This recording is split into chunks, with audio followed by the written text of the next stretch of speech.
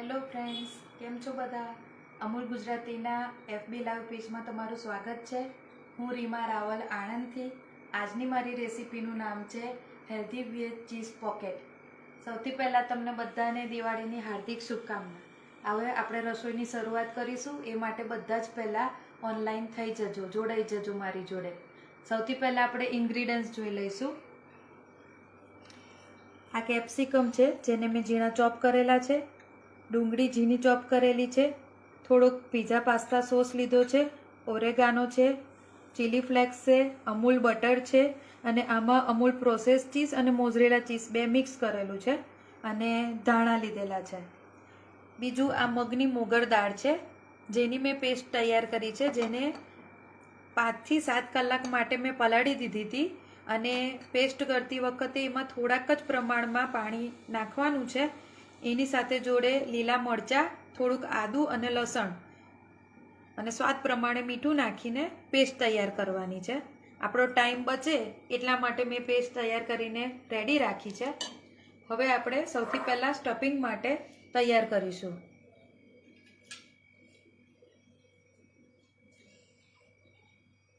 થોડાક કેપ્સિકમ લીધા છે સ્ટફિંગ માટે.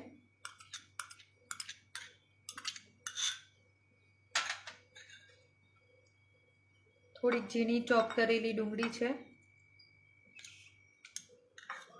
તમારે જેટલી ક્વોન્ટિટી બનાવવી હોય અને આમાં બીજા વેજીસ બી એડ કરવા હોય તે તમે કરી શકો છો. મેં અત્યારે ડુંગળી અને કેપ્સિકમ બે જ લીધેલા છે.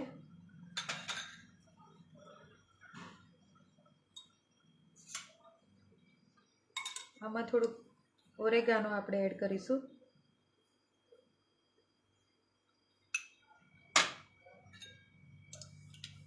થોડુંક ચીલી ફ્લેક્સ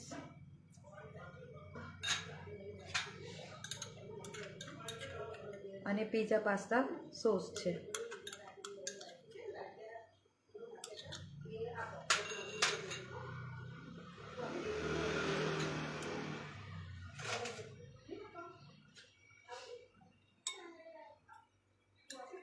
મોઝરેલા ચીઝ અને પ્રોસેસ ચીઝ.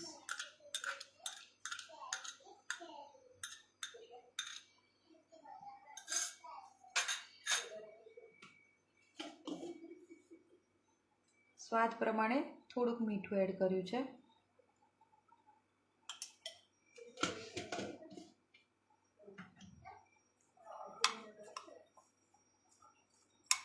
બરાબર મિક્સ કરી લઈશું.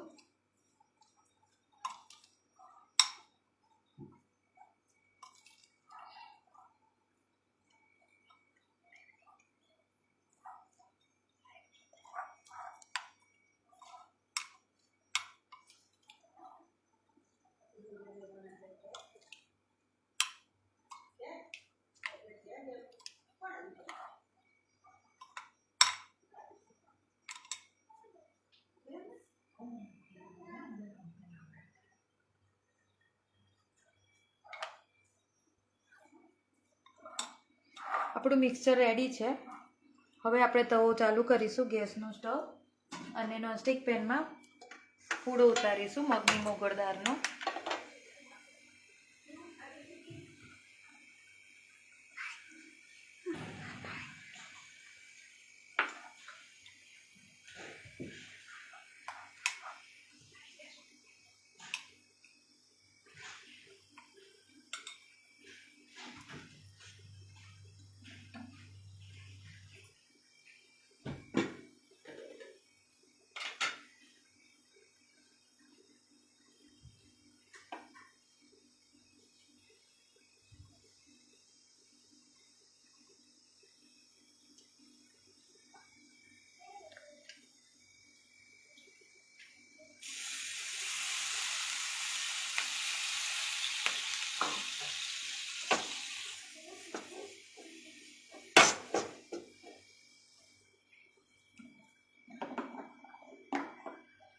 બેટર જોઈ શકો છો તમે. આમાં મેં કોઈ સોડા કે એવું કશું એડ નથી કર્યું. મગની મોગર દાળમાંથી જે પ્રમાણે આથો આવીને તૈયાર થઈ ગયું છે સોફ્ટ બેટર આપણું. ગેસની ફ્લેમ પહેલાં થોડીક મીડિયમ રાખીશું.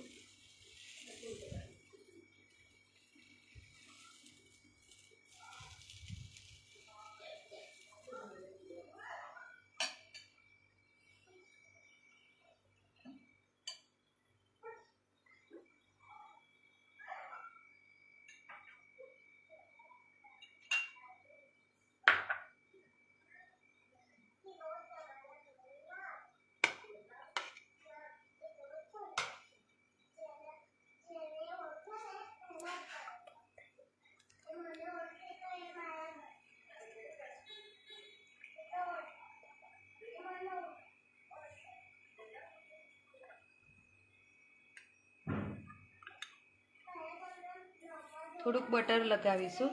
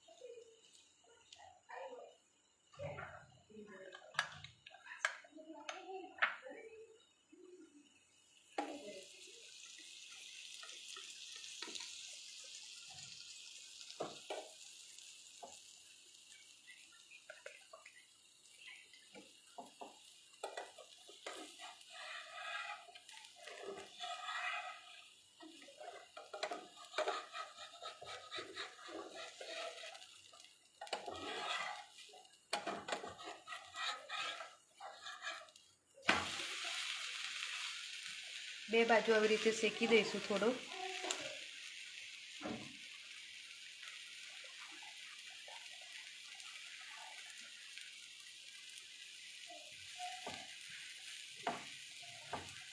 ગેસની ફ્લેમ થોડીક ફાસ્ટ કરીશું આપણે, શેકાઈ જાય એના માટે. અને અમે અમૂલ બટરમાં શેક્યું છે. જે આપણું મેન છે ડીશનું નામ હેલ્ધી, એટલા માટે મોગર દાળમાં મેં બટરને એડ કરેલું છે, જે નાના બાળકોને ભાવે અને મોટાને પણ ભાવશે.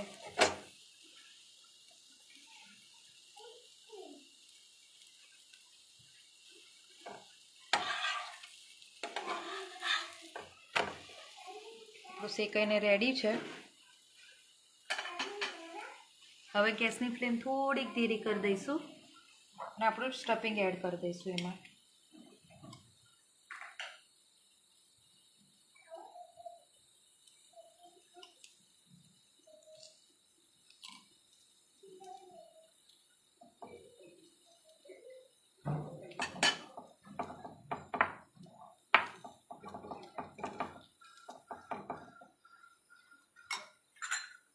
થોડુંક આની ઉપર બી ચીઝ સ્પ્રેડ કરી દઈશું.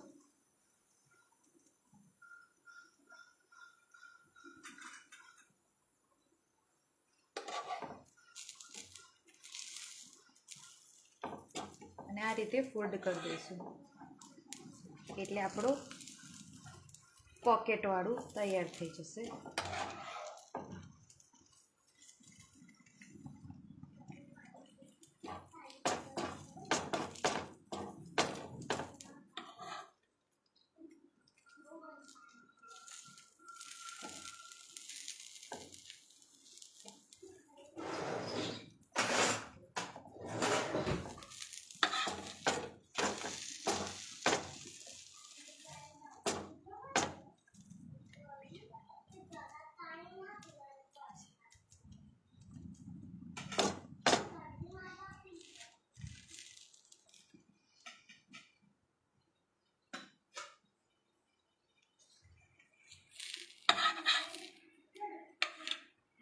ગેસનો સ્ટવ બંધ કરી દઈશું.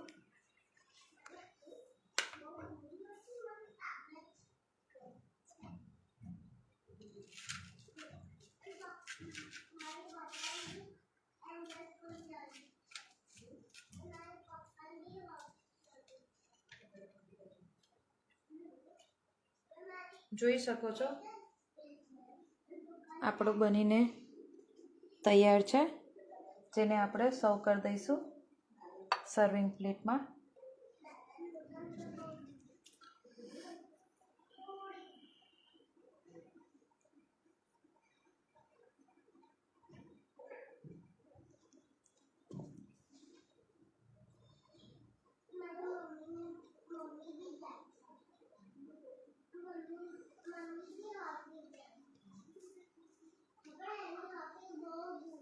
આની ઉપર થોડાક આપણે ધાણા સ્પ્રિંકલ કરી દઈશું.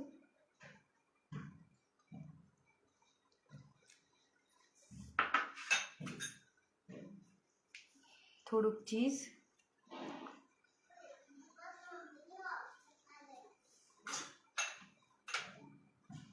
થોડુંક ઓરેગાનો,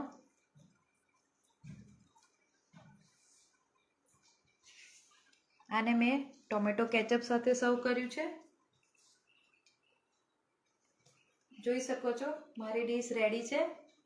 તમે બી બનાવજો, ઘરે ટ્રાય કરજો અને કેવું બને છે એ મને કમેન્ટમાં લખજો. બધાને થેન્ક યુ અને અમૂલની પૂરી ટીમને થેન્ક યુ કે મને આવો મોકો આપ્યો એ બદલ. થેન્ક યુ સો મચ અને હેપી દિવાળી. બાય.